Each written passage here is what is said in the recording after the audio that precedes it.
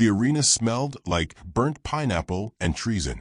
Anna Volkov stood in the dust and neon glow of the amphitheater, quietly unimpressed by the 87,000 screaming lifeforms, some of whom lacked mouths but screamed anyway. Their throaty warbles and sonic pheromones smeared the air like a riot of wet chalk. In her hand, she held a lukewarm nutrition bar shaped like a Terran squirrel. It tasted like regret. She chewed anyway. Overhead, the sky shifted colors with the mood of the crowd, literally. The atmospheric dome above the Colosseum of Peace, a name only the very naive or the deeply ironic still used, translated audience emotion into a swirling aurora. Right now, it pulsed blood orange with anticipation, streaked with flecks of doom. She rolled her shoulders, slow and methodical, as if limbering up for a pleasant jog rather than a legally sanctioned execution disguised as a galactic sporting event. Her jumpsuit was patched, non-regulation, and 10 years old. Her boots were scuffed. The gloves she wore were leather, not nanothread, not weaponized, just simple leather, cured by a man in Montana whose fingers still smelled of elk and tobacco. The aliens had mocked that detail in pre-fight briefings. None of them were laughing now. At least, not without checking to see who else was. Karksal will feast on her bones before first blood, announced a gelatinous voice overhead. The announcer, a three-lobed sentient fungus with a penchant for gambling, had taken the liberty of projecting their own betting slip into the sky. 45,000 units on the Dreadborn to win in under 60 seconds. The odds had shifted by the hour, but most remained consistent. The human was expected to die before she could finish blinking. Anna blinked now, just to disprove them. She scanned the perimeter of the arena. The field changed each round, dictated by the Empire's Cultural Fairness Clause, which was generally understood to mean whatever terrain most favors the non-human. Today, it was a series of jagged platforms suspended in anti-grav, spinning shards of crystalline rock, variable gravitational wells, randomized bursts of methane fire, all very dramatic. Behind the translucent barriers, diplomats, nobles, warmongers, and opportunists watched from cushioned observation decks. Many of them held tiny cups of exotic liquids or clutched living snacks in their talons or tendrils. They all leaned forward at once. This match wasn't just sport. It was a statement, a wager of power between the Galactic Empire and the Terran Union. And while the galaxy believed it was watching the execution of a poorly evolved mammal, Anna knew they were watching something else entirely. The resolution of a death. Specifically, the death of Baba Yaga. They had killed her 2 years ago. It hadn't made headlines. There were no declarations, no flags lowered, no planets wept, because the Empire had done it quietly. A diplomatic accident, they claimed. A misfire at the embassy. A system glitch. Whatever the excuse was, it didn't matter. They had killed the woman who had taught Anna how to think, how to strike, and, most of all, how to wait. Anna had waited ever since. Now, as the ground beneath her shifted, rising like the ribs of a long-dead beast, Anna watched the far gate open. Out stomped Karksal the Dreadborn. He was everything a military artist might dream up after too many hallucinogenic roots. 12 feet tall, plated in natural armor, 6 arms ending in hooked claws, and a scent like hot iron and violence. His biceps had biceps. He snarled at the crowd, and a fresh wave of shrieking pleasure rose from the stands. Karksal's file said he had killed 42 combatants in the championships alone, 20 more unofficially. He was a war idol, a living god to the outer colonies, a walking fortress. The Empire paraded him like a weaponized trophy. He looked at Anna like she was breakfast. She looked back like he was a smudge. The announcer gasped into the mic, and here comes the human challenger. Notice the unusual stillness, the calm. It's either courage or brain damage. The crowd laughed. Anna didn't. She rotated her wrists, cracked one knuckle. Her breath came steady, shallow. Her pulse low. She'd slept the night before. She always did, before something permanent. Karksal's voice boomed, low and theatrical. I will make you scream songs your ancestors never taught you. Anna blinked. You talk a lot for someone who's going to stop breathing in 43 seconds. There was silence, then confusion, then a ripple of uneasy laughter. Somewhere in the stands, an ambassador's wine glass trembled in his claw. Karksal's laugh, when it came, shook the arena. "You think this is a joke, ape? You think I haven't split your kind into pretty pink pieces before?" "No," Anna said. "I think you've never met someone trained by her." She didn't say the name. She didn't need to. The name still lived, whispered in imperial prisons and corporate bunkers, murmured by soldiers who'd once glimpsed a silhouette moving faster than sound. Baba Yaga, once Terran legend, later silent weapon of diplomacy. No official record confirmed she ever existed. But those who had seen her didn't argue. They ran. The Empire had killed her in a routine misunderstanding. Anna had been 3 rooms away. The cameras were off. The guards were drunk. But Anna remembered the silence, the way it stretched too long, the absence where presence should have been.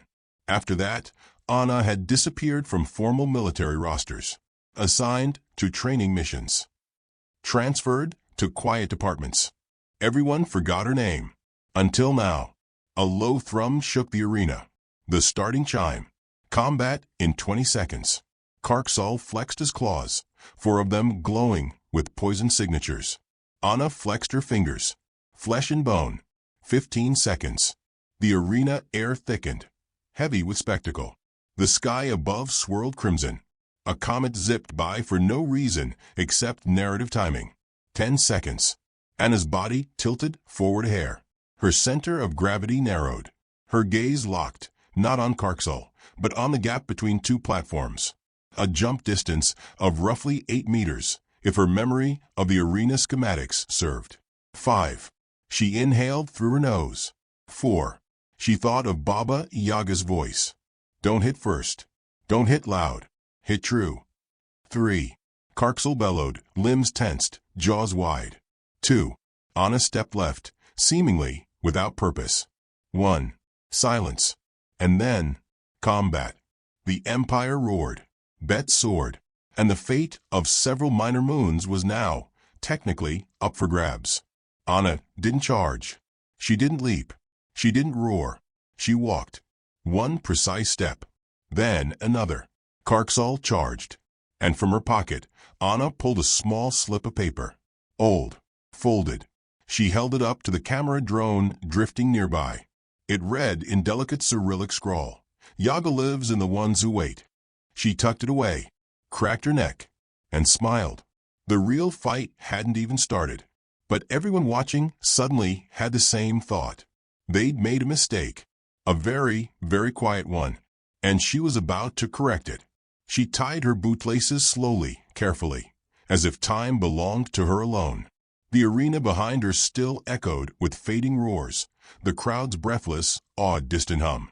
Somewhere, an announcer was trying to fill dead air with recycled catchphrases and panic-sweat commentary. Anna Volkov knelt on a cracked bench in the holding chamber, tightening the last knot. Not because she needed to, but because it was the last moment she'd have before the galaxy changed its mind about what a human was. The prep room was cold. Not in temperature. Temperature was regulated to keep alien champions from liquefying. But in spirit. Walls of reinforced plastisteel loomed with imperial efficiency. There were no windows. Just blinking consoles, scent-neutralizing scrubbers, and 2 armed guards standing so still they looked printed. Karksal's entrance had sucked all the air from the arena and all the noise. The footage had already gone viral, slicing across the galactic net like a burning fuse. His fans, those who hadn't fainted or fled, were now flooding feeds with frantic reassurance. He's just playing with her, warming up, setting the stage. But Anna knew better. That wasn't warm-up. That was disbelief. He hadn't expected her to move like that. Hadn't expected her to see the timing gap between his second and third steps, to duck low rather than leap, to feint toward the acid channel, and instead pivot into his blind spot. She hadn't landed a blow yet, but she'd taken the opening round. She stood. The suit she wore wasn't a military standard. Not anymore. A dozen governments had tried to retire it. It didn't shimmer or hiss or realign itself mid-movement. It simply fit. A practical, flexible black weave reinforced at the joints and scuffed at the shoulders. A half glove covered her left hand. The right was bare. Her boots were old earth military, arch support slightly worn on the right heel from running too often and stopping too fast. She didn't wear insignia. She didn't need to. Her record, what little of it was public, read like fiction. Surveillance footage with timestamps mysteriously corrupted.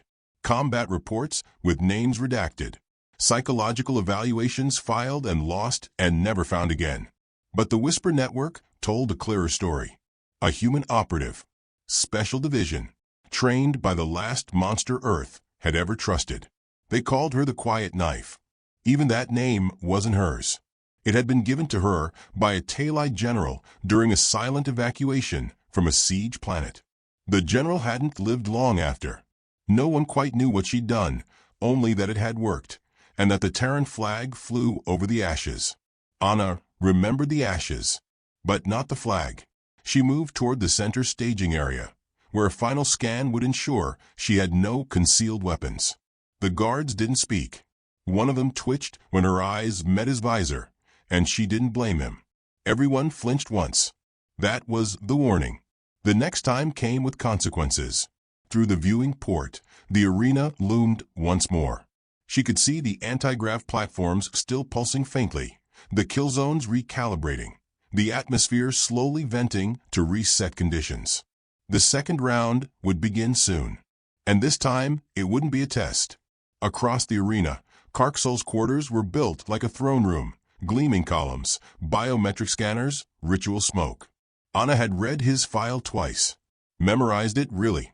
He came from the war moon Zurak, bred from a bloodline traced back 30 generations to a siege beast that had swallowed a sun courier whole.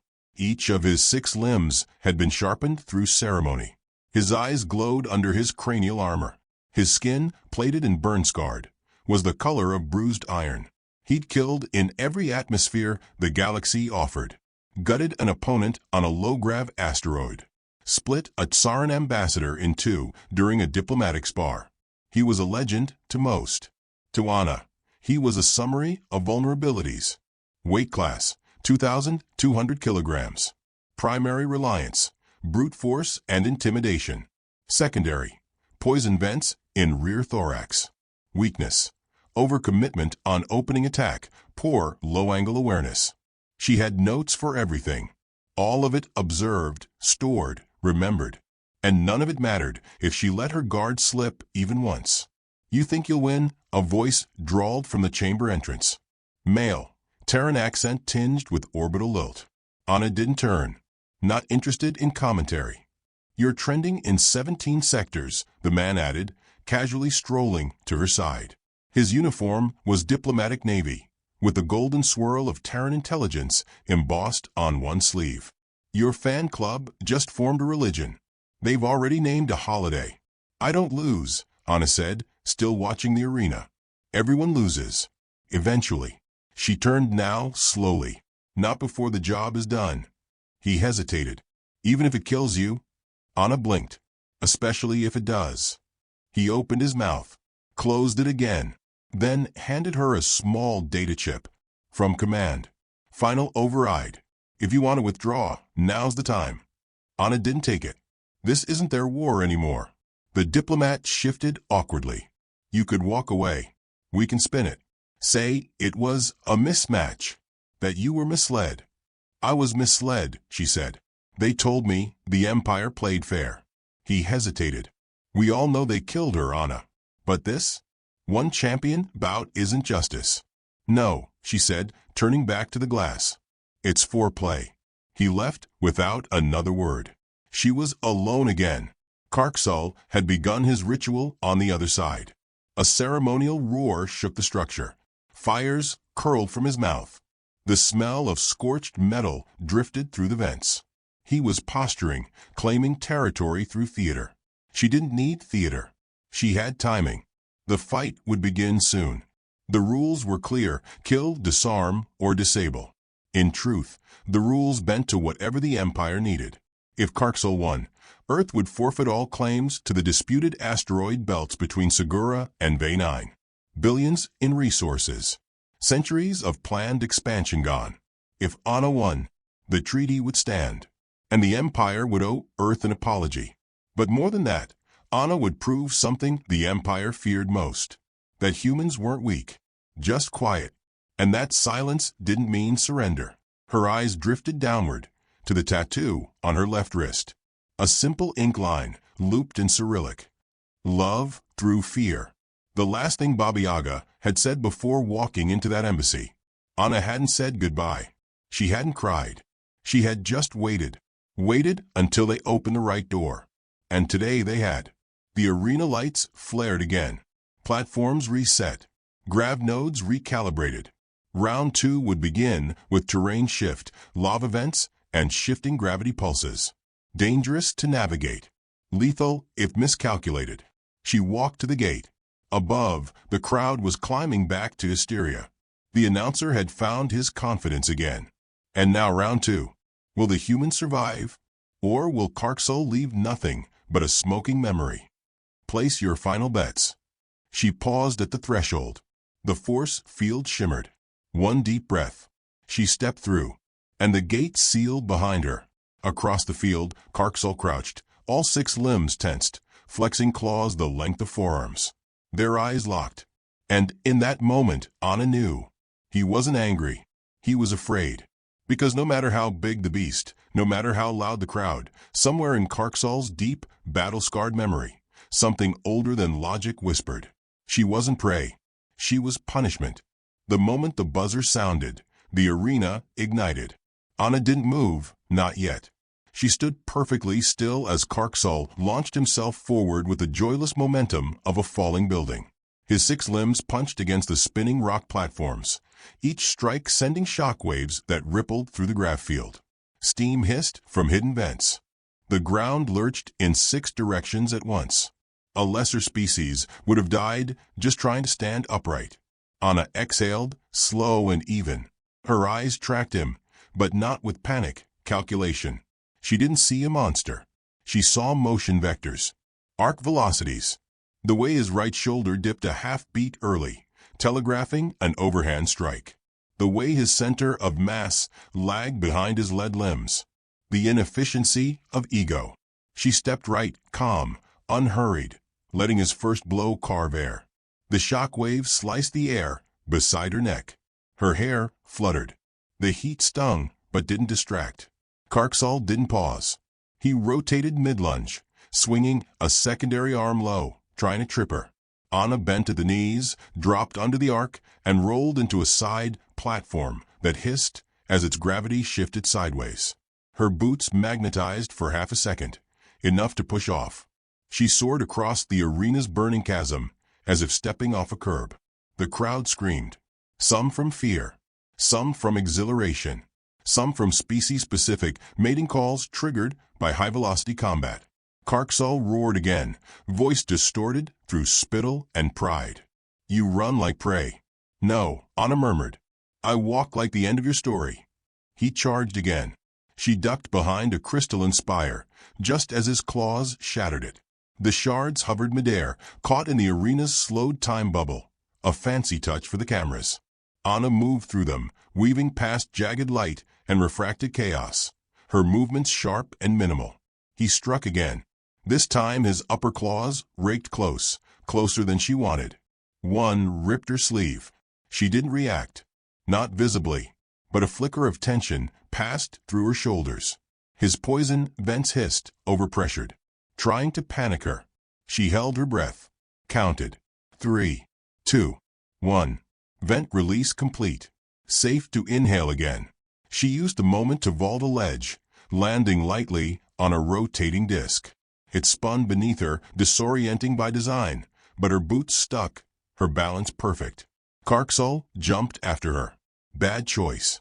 He outweighed her by 2 tons. The disc dipped. He landed heavy, claws anchoring him. And Anna dropped low, slammed a boot into the disc's center ring, and released the pressure lock. The disc responded instantly, tilting hard left. Karksol stumbled. He compensated, but not fast enough. She launched upward, twisting midair, and landed behind him just as he tried to turn. Now, she reached into her boot and drew her knife. Not standard issue. Not vibro-edged. Not even forged from anything exotic. Just steel. Old earth steel, ground fine, kept silent. She stepped in, close enough to smell the rot beneath his plated flesh. He swung. Too wide. She ducked under, placed one foot behind his third leg, and drove her blade between his armor plates at the dorsal thorax junction. He roared, not from pain, from confusion. She'd missed every vital. On purpose. He bucked back, slammed her into a pillar. Her breath caught. Her spine screamed. But she didn't let go. "Why don't you kill?" he demanded, panting now. "What game do you play, little ape?" Anna didn't answer. She moved, slid around his flank, slashed the neurospine behind his primary arm. Not enough to paralyze. Enough to weaken. She rolled low again, ducking a claw meant to gut her. Her blade traced the underarmor joint near his hip. Nerve cluster sliced. Each cut was deliberate, mathematical. A language she wrote in blood and motion. Karksal stumbled. She pivoted, leapt, and landed on his back, and whispered, calm as sleep, "This is what she taught me." He reached back, tried to grab her. She wasn't there anymore. She dropped down, sliced his tendon at the ankle, and backed away. Karksal turned, staggered. Sheathing her blade, Anna straightened. Her chest rose and fell with control. No wasted motion. No flourish. The crowd, once thunderous, now hushed.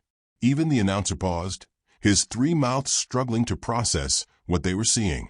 "Is she toying with him?" one voice asked. "She's dissecting him," the second replied.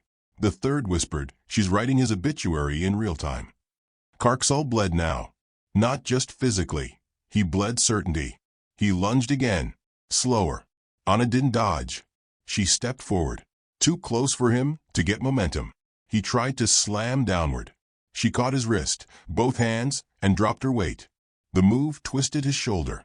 She used the pivot to climb his arm, turned midair, and drove her boot into the joint of his collarbone and throat. He collapsed, and she landed beside him, unarmed, calm. He coughed, tried to stand. Anna knelt. This time, she drove the knife in clean, under the jaw, through the palate, and into the subbrain core. 1 second. 2. Karksal spasmed. Stopped. Silence. Not just in the arena. Across the galaxy, feeds went dead silent.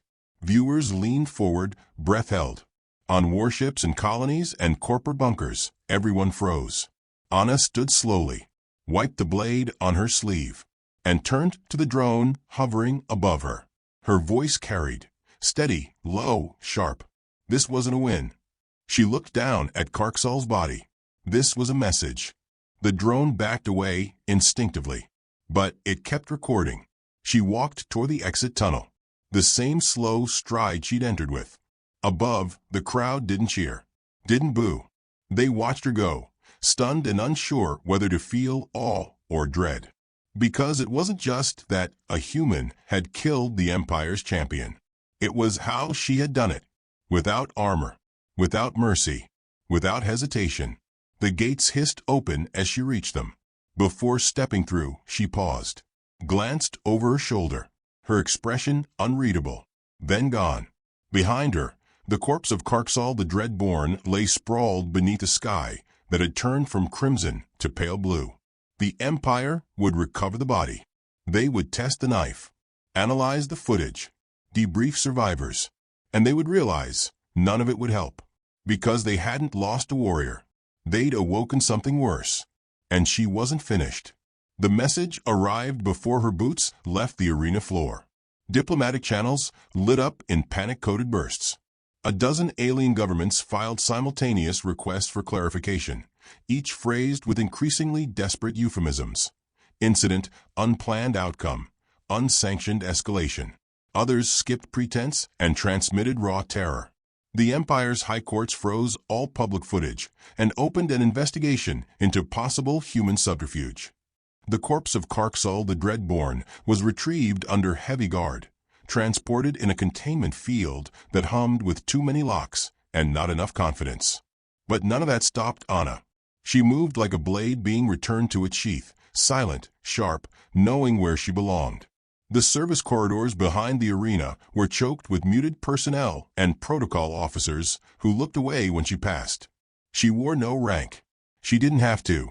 Her name had already bloomed like wildfire through encrypted forums, back-channel briefings, and the kind of private holocalls that began with fear and ended with reallocation of entire fleets. She paused at the end of a dim hallway, waiting for the steel doors to retract. When they did, she was met by a room full of silence and sweat. Earth's diplomatic corps had gathered, what was left of them. A long table of exhausted suits, each bearing the tired elegance of careers spent walking tightropes over wars. The air stank of recycled courage. "You've created a problem," one of them said. Anna didn't sit. "The Empire will retaliate," another added, tapping a nervous finger against his datapad. "We've already received preliminary sanctions. They're calling the duel a breach of cultural protocol." "It wasn't a duel," Anna replied, voice calm. "It was justice." Murmurs. One of the older ambassadors leaned forward. "You're not authorized to define justice." "No," Anna said. "But I'm the only one who remembers why we needed it." They looked at her then, not as a soldier or a symbol, but as a consequence. Some of them saw a weapon. Some saw a mistake. A few, the smarter few, saw inevitability. "The Empire is in chaos," said a voice from the far corner, neutral, precise, and terribly amused. A Terran intelligence officer, not officially part of the delegation, but present anyway. "Their champion is dead." The footage leaked faster than we could contain it. Analysts estimate a 23% drop in Allied loyalty across border systems. 10 more governments filed to re-evaluate their neutrality in less than an hour. "And what do you suggest we do?" one diplomat snapped. "Apologize." The officer smiled faintly. "No. I suggest we follow through." Anna turned slightly. "Define follow through." He met her gaze. "Everything the Baba Yaga promised before she died." For a moment, no one moved. Then Anna walked to the center of the room, eyes scanning each face. "You all watched her die and did nothing. That's not. You listened to their excuses. You chose peace that was never real. You called it strategy. You let them erase her.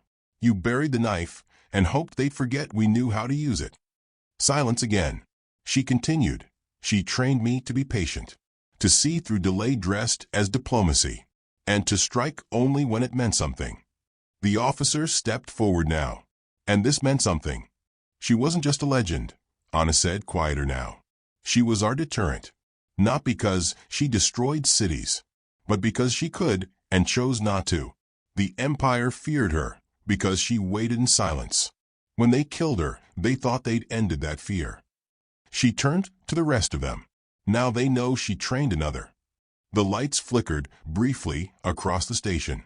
A coincidence, or perhaps the quiet hand of Earth's deeper systems reacting to a shift in posture. A screen on the wall came alive. News feeds. Protests across Imperial territories. The lizard priests of Polzur declared a divine warning. A fleet captain from Zenthii defected mid-broadcast, citing renewed faith in Terran resolve. The Empire's Ministry of Stability issued a statement. Its eyes were too wide. Earth's statement was one sentence long. "She lives." The room stood still as the words echoed. No signature, no explanation, just a confirmation of presence. Elsewhere, the galaxy flinched. In the shadow sectors of the outer verge, smugglers began deleting records of human clients. In the trade hubs along the Orion Split, alien cartel leaders demanded updates on Earth's offensive capabilities. The last race to challenge humanity had done so under the assumption that Earth was predictable, weak, burdened by memory. Anna had just reminded them what memory was for. She walked out of the chamber without permission. No one stopped her.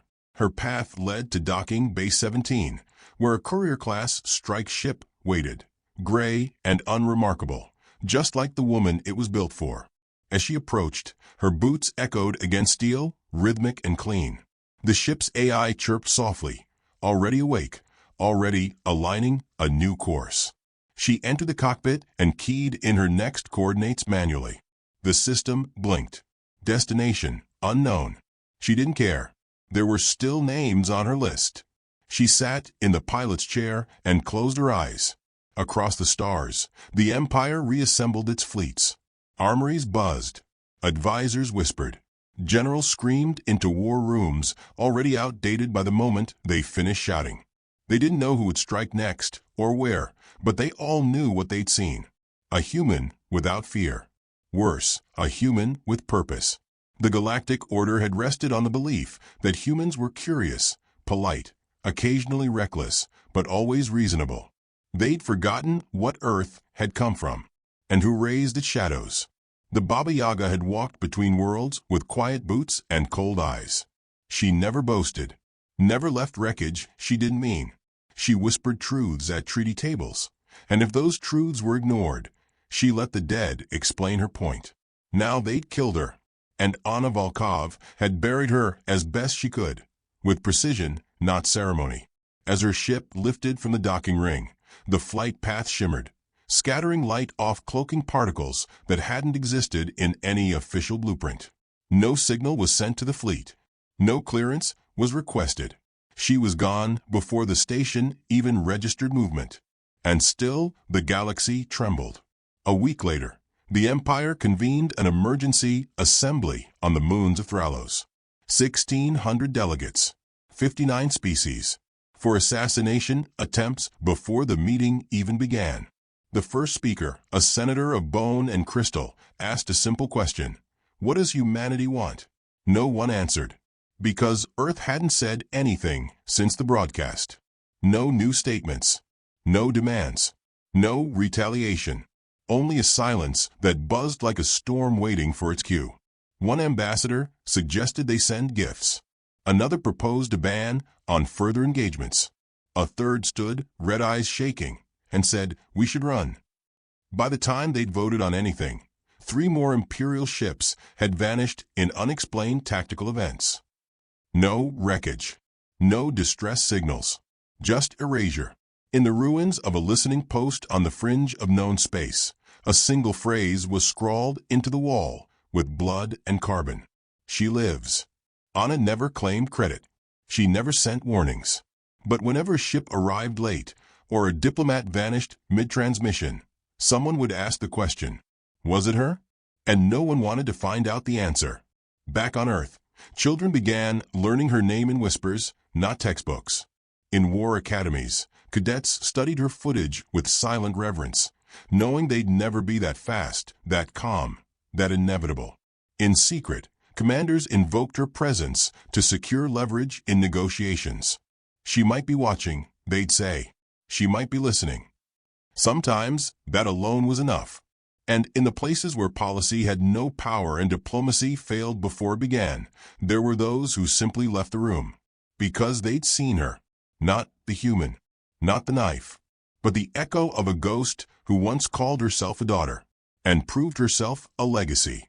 The galaxy had learned something important the day Karksal died. It wasn't that humans were dangerous. It was that humans remember.